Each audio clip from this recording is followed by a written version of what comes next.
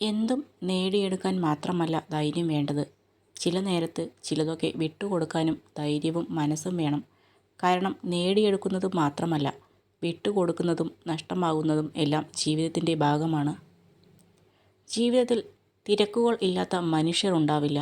തിരക്കിനിടയിൽ പ്രിയപ്പെട്ടവരെ ഒരിക്കലും മറന്നു കളയരുത്. നമ്മുടെ തിരക്ക് കഴിഞ്ഞ് തിരിച്ചു ചെല്ലുമ്പോൾ അവർ ചിലപ്പോൾ ഉണ്ടാവില്ല. നമ്മൾ എത്ര ആഗ്രഹിച്ചതാണെന്ന് പറഞ്ഞാലും ചിലപ്പോൾ നമുക്ക് നേടാൻ കഴിഞ്ഞെന്ന് വരില്ല.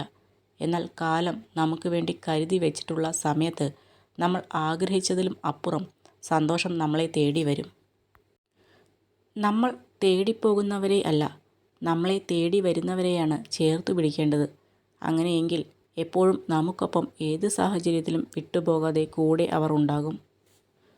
സമൂഹത്തെ ഭയന്ന് നീ നിൻ്റെ തീരുമാനങ്ങളെ മാറ്റരുത്. സമൂഹം നിനക്ക് ഉപദേശം തരും, ചോറ് തരില്ല. പ്രണയമായാലും സൗഹൃദമായാലും കുടുംബമായാലും പരസ്പരം മനസ്സിലാക്കാനും വിട്ടുകൊടുക്കാനും ക്ഷമിക്കാനുമുള്ള മനസ്സാണ് ബന്ധങ്ങളുടെ അടിസ്ഥാനം. ജീവിതത്തിൽ നഷ്ടങ്ങളും നേട്ടങ്ങളും ഉണ്ടാകും. നേട്ടങ്ങളേക്കാൾ എപ്പോഴും വേദനിപ്പിക്കുന്നത് നഷ്ടങ്ങൾ തന്നെയായിരിക്കും. അതിൽ ഏറ്റവും വലിയ നഷ്ടം ഒരിക്കലും തിരിച്ചു കിട്ടാത്ത ഇന്നലെകളായിരിക്കും. ജീവിതത്തിലെ ഓരോ ചുവടുകളും കരുതലോടെ വേണം നീങ്ങാൻ. പിന്നിൽ നിന്നും തള്ളിയിടാൻ അവസരം നോക്കി നിൽക്കുന്നവർ നമുക്ക് ചുറ്റിനുമുണ്ട്. ചിലപ്പോൾ നമുക്ക് ഏറ്റവും വിശ്വാസമുള്ളവർ തന്നെയായിരിക്കും മുന്നിലുണ്ടാവുക. എന്തൊക്കെ നമുക്കുണ്ടായാലും ഒന്നിൻ്റെ പേരിലും അഹങ്കരിക്കരുത്. നമ്മളെക്കാൾ താഴ്ന്നവനെ പുച്ഛിക്കരുത്. കണ്ണടച്ച് തുറക്കുന്ന സമയം മതിയാവും നമുക്കുള്ളതൊക്കെ ഇല്ലാതാവാൻ. ആരുടെയും മനസ്സ് വേദനിപ്പിച്ചുകൊണ്ടോ കണ്ണീർ വീഴ്ത്തിക്കൊണ്ടോ എന്ത് നേടിയെടുത്താലും അതുകൊണ്ട് നമുക്കൊന്നും നേടിയെടുക്കാൻ കഴിയില്ല. പിന്നീട് അത് ഓർത്ത് ദുഃഖിച്ചിട്ട് ജീവിതത്തിൽ ഒരു സമാധാനവും കിട്ടില്ല. എൻ്റെ കുറ്റവും കുറവുകളും എന്നോട് തന്നെ പറയുന്ന എന്നെ സ്നേഹിക്കുന്നവരെയാണ് എനിക്ക് വേണ്ടത്. അല്ലാതെ എൻ്റെ കുറ്റവും കുറവുകളും മറ്റുള്ളവരോട് പറയുന്നവരോടല്ല. നമ്മളെ മനസ്സിലാക്കുമെന്ന് കരുതി ആരുടെയും മുന്നിലും ഒന്നും തുറന്നു പറയാൻ നിൽക്കരുത്. അനുഭവിക്കുന്നവനേക്കാൾ കൂടുതൽ അത് കേൾക്കുന്നവന് മനസ്സിലാകണമെന്നില്ല.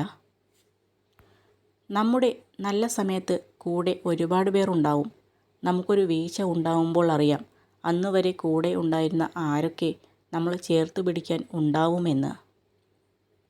ഏറ്റവും മോശം അവസ്ഥയിലൂടെ കടന്നു പോകുമ്പോഴായിരിക്കും നല്ലതും ചീത്തയും തിരിച്ചറിയാൻ കഴിയുന്നത്.